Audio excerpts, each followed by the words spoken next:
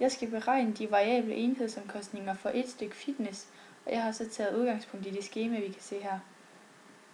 Først så har jeg taget de 8.200, vi kan se her, og så har jeg ganget dem med 5,2, da 520 det er kursen for $100. Så har jeg så plusset fragten, som vi kan se her, det er 2.000. Så har jeg udregnet tolden, og det er så det tal, vi har heroppe, gange med 0,15, da det er 15% af fakturaprisen, vi skal finde. Og så har jeg så plusset med 1.500 som er speditionsomkostninger, og så 1.200 som er fragten i Danmark. Det har jeg så plusset, og det giver så i alt 53.736, og det har jeg så divideret med 500 for at finde stykprisen, og det giver så 107,47. Og så hernede skal jeg beregne de variable enhedsomkostninger, og så for et stykke fitness, og så er det så uden tolden. Så har jeg så gjort stort set det samme som ovenover, og så har jeg bare udeladt tolden der, så det var igen at plus alt det her. Og det giver så 47.340, og så har jeg divideret med 500 igen for at finde stykprisen, og det giver så 94,68. Så hernede skal jeg opstille en kalkulation, som viser de variable enhedsomkostninger i forbindelse med udskiftning af en printplade på en Siemens vaskemaskine. Og der har jeg så taget udgangspunkt i det her skema. Og først så har jeg fundet timelønnen. Det er 200 kroner. Så har jeg divideret med 60, da der er 60 minutter på en time. Og så har jeg ganget med 75 minutter, da det er her 45 plus 30, det giver 75. Og det er så det antal minutter, de arbejder. Og det giver så i alt 250. Så har jeg så fundet kørselsomkostningerne ved at gange 2,5 heroppe med 14, og det giver så 35. Så har jeg så plusset printpladen og diverse materialer, og det giver så i alt 1165. Så hernede skal jeg beregne virksomhedens dækningsbidrag, hvis regningen til kunden udgør 1600. Det har jeg så taget her, og så minuset omkostningerne heroppe fra, og det giver så i alt 435.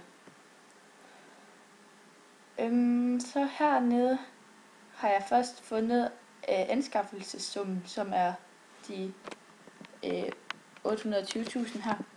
Så har jeg trukket de 156.000 fra her hvert år, som jeg har fundet ved at sige 820.000 minus de 40.000, som er skrapværdien, og så divideret med 5, da det er 5 år, den sådan skulle kunne holde sig over. Og det har jeg så bare, så har jeg så taget de her priser, og så har jeg så minuset 156.000 fra hvert år, indtil vi er nede på 40.000, som er skrapværdien. Og så her skal jeg igen gøre det bare ved hjælp af saltometoden. Og der har jeg så sagt 820.000 gange 25, da det er 25%, og så er jeg divideret med 100. Og så har jeg så taget de 820.000 minus de 205.000, og så giver det så det her tal, og så har jeg så startet med det her henne, og så har jeg så stort set gjort det samme igen, og så bare minuset tallet ovenover, og det giver så det her tal, så har jeg gjort det samme igen hernede, og så samme udregning igen, så minuser jeg bare de 2 ovenstående tal her, og det samme skal man gøre hernede, hvor man så bare minuser de 3 tal over, og ja, så fortsætter det så sådan, indtil man kommer ned til 194.590. Og så hernede har jeg gjort fuldstændig det samme, bare at jeg så har sagt 17 i alle de forskellige formler her i stedet for 25. Og det ender så på 323 og 1 krone. Eller 323.001 krone. Og så hernede, der skal jeg beregne VE og forklare omkostningsforløbet. Der har jeg så taget de 500.000 og bare divideret med 500, og det giver så 1000. Og så har jeg har bare gjort det samme hele vejen ned her, og så taget her for eksempel de 980.000, og så divideret med 1000, det giver så 980. Og ja, det sådan fortsætter man bare hele vejen ned. Og så forklaringen, det er, at de variable enhedsomkostninger falder, jo flere varer Møllers møbelimport importerer. Og så her, der skal jeg angive mulige årsager til omkostningernes forløb. Og det betyder så, at jo større ordre Møllers møbelimport afgiver, jo lavere bliver enhedsomkostningen, samtidig med, at fragten også vil blive lavere. Og vi kan så ikke vide noget om dem leverandørerne til Møllers møbelimport, de giver rabat. Altså jo større, varer, eller jo flere varer de køber ind. Men vi kan i hvert fald sige med 100% garanti, at de får, altså jo mere de køber ind, jo lavere bliver fragten. Og så hernede skal jeg indtegne de variable og de variable omkostninger og de variable enhedsomkostninger i hvert sit diagram. Så har jeg først taget de variable omkostninger her. Så kan vi lige rulle op igen her for at se her. Først starter den ved 500 her i afsætningen, og så er den på 500.000 her i de variable omkostninger. Det kan vi så se, at den skal lige her.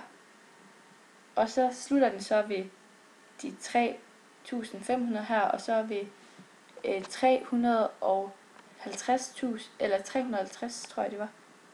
Skal jeg lige se. Nej, 3 millioner og 50.000, som så ender lige her. Og så herover er de variable enhedsomkostninger. Skal jeg lige have en ryge. Sådan her, og det starter så ved de 500 her, som I igen kan se heroppe. Skal jeg lige rykke den igen. Og så har jeg så taget de variable enhedsomkostninger, som så er 1000 lige ved den første her, og den fortsætter så helt ud til de 3500 her, hvor at de variable enhedsomkostninger, de så slutter på 871,43.